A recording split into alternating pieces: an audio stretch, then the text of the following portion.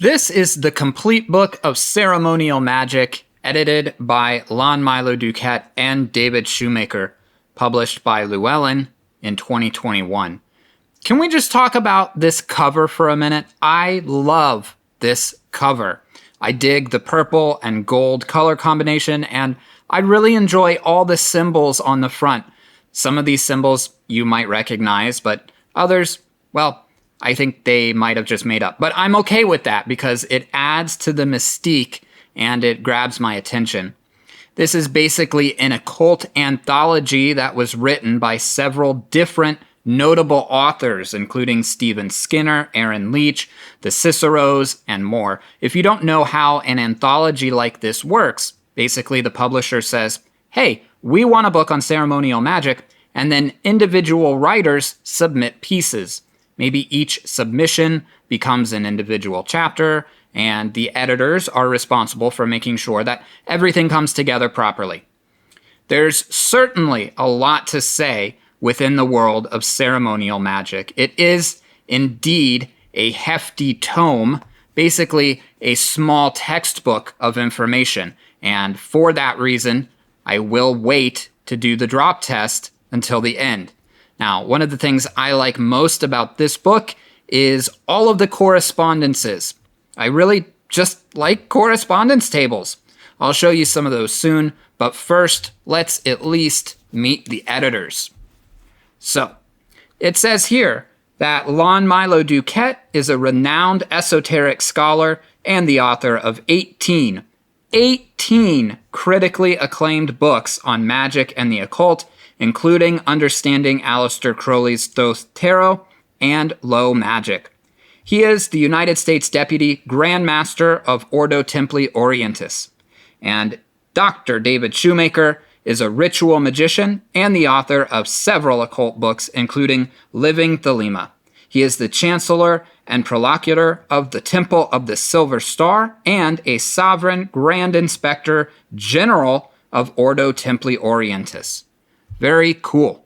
Okay, so let's dig in here and see what's inside. Okay, and we will flip through the first few pages here until we get to the table of contents. Here we go. Book 1, Foundations of Western Magic. A survey of the philosophical, religious, and cultural precursors of the Western ceremonial magic traditions. Book 2, Kabbalah, an exploration of the Hebrew and Hermetic Kabbalistic traditions whose doctrines and symbol sets heavily influence ceremonial magic as we now know it. Book 3, Planetary Magic, a review of the ways in which the symbols and energies of the 7 classical planets may be employed in magical ritual. Book 4, Alchemy, an exploration of the processes of alchemical transformation that are embedded explicitly or implicitly in much of the Western magic tradition.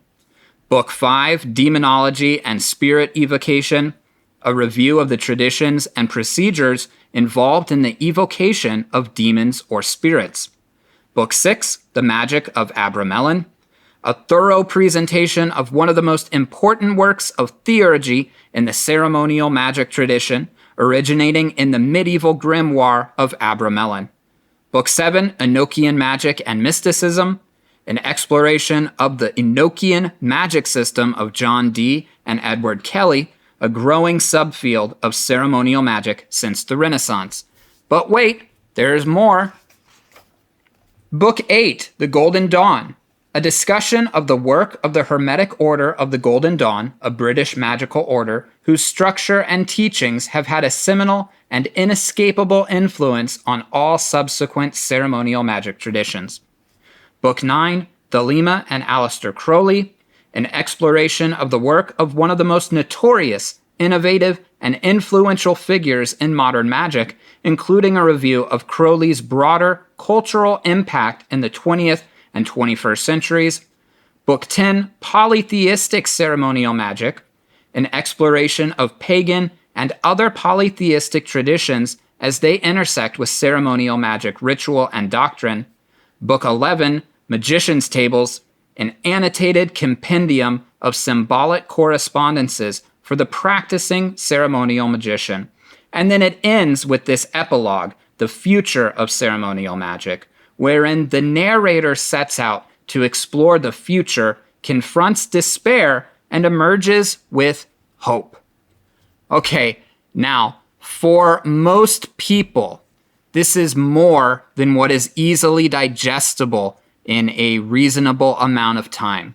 Again, for most people, this is quite a lot, especially if you're just starting to get into material like this. So my suggestion is to indeed treat each individual chapter like its own book and give them a little bit of space in between, maybe reread some sections, really allow yourself to understand the concepts as you move through.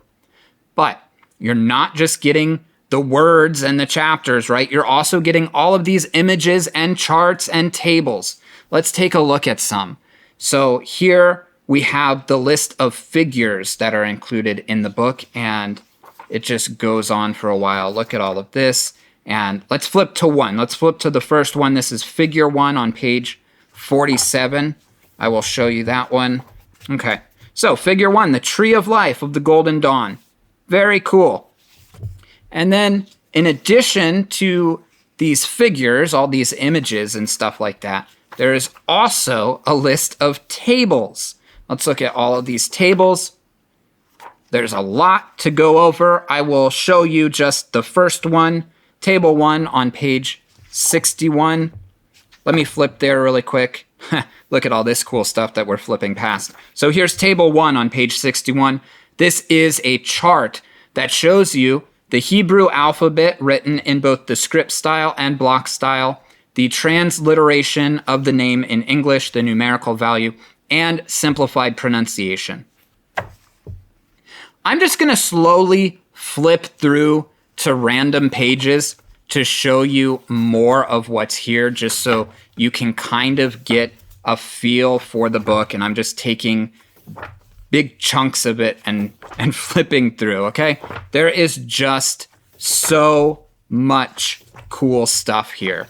And when we get to the final chapter of the book, which is chapter 11, the Magician's Tables. Again, like I said, that is one of my favorite parts of the book. Here, let me just kind of jump there to page 390-ish. Okay, look at all of these correspondence charts. So basically, you can look up all of these different correspondences and symbols, and then you can apply that to any type of magic that you might be doing, because correspondences make things more powerful. And finally, when you do get to the very back of the book, after all this cool stuff here, you will see that there is an index. And that just makes your life a little bit easier. That's so you can easily look things up and reference the concepts. So personally, I get really excited for books like this. I think they're really neat. I do understand that it's not for everyone. It's certainly not casual or lighthearted reading. But if you do have an interest in ceremonial magic, this can give you a lot of the information that you're going to want to learn about. And as I promised, here's the drop test. Yeah, like I said, it's a big one. Should this be on your shelf? Well, it's certainly on mine. I'm going to put a link in the description where you can grab a copy for yourself. And as always, come back here and tell me what you think.